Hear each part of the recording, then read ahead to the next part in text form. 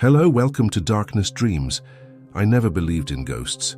Not because I was brave, but because I didn't want to believe in anything after death. My mother died last year. She didn't die in a dramatic way. No accident, no murder. She just didn't wake up one morning. The doctors called it natural causes, but it didn't feel natural. I was 24, still living in the house I grew up in. I couldn't afford to move out, and I didn't want to leave her behind. After she died, the house changed. Same walls, same rooms, same furniture. But the air felt heavy, like it was holding its breath. For months I avoided her bedroom.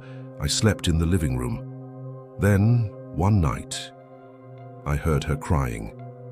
It was 2:33 a.m. A soft sob, broken, familiar. I froze, because it sounded like my mother. The same quiet cry I'd heard in my childhood. It came from her room.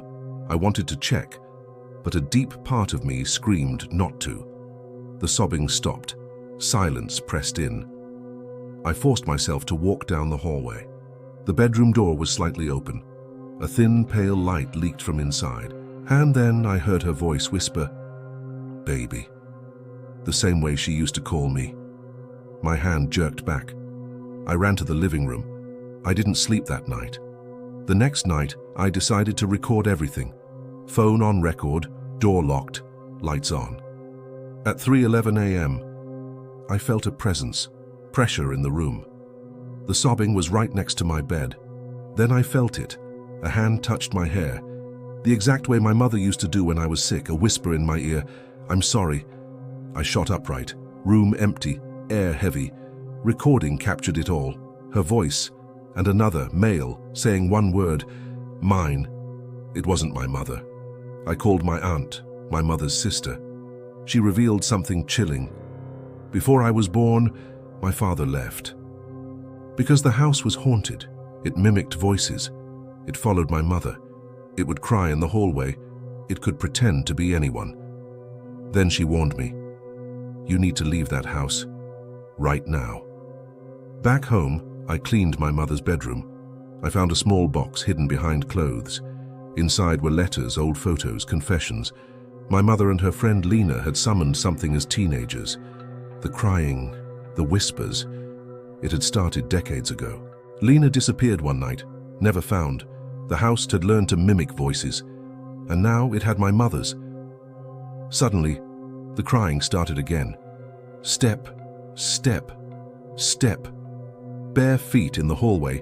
My mother's voice whispered, "Baby, open the door." I ran. I left everything. Drove straight to my aunt. A priest came with us. The house felt wrong immediately. The crying escalated. The door slammed shut. Laughter, then sobbing, then foggy messages. "Let me in." Whispers surrounded us. The priest prayed, lights flickered, and something invisible grabbed me. He finally said, "It's not your mother. It's wearing her. It's a hunger. You can't fight it." We left. Weeks passed. I tried to move on. No cries, no shadows. Then one night my aunt got a call. Caller ID, my mother. Voicemail, screaming, "Why did you leave me here?" Then a calm, male voice, "Come home." My own phone rang. New voicemail, my mother's voice, "Baby, you can't leave me."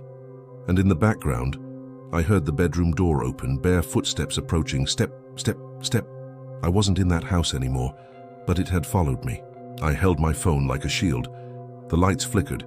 A cold whisper came from right behind me. "So many years, and you still came back." I turned. Empty room. But the air pressed against my skin, like invisible hands. I realized the truth. It doesn't need the house anymore. It doesn't need walls. It doesn't need doors. It only needs my fear. And then I heard it again. Soft, familiar, deadly. "Babies, open your eyes." Thanks for watching.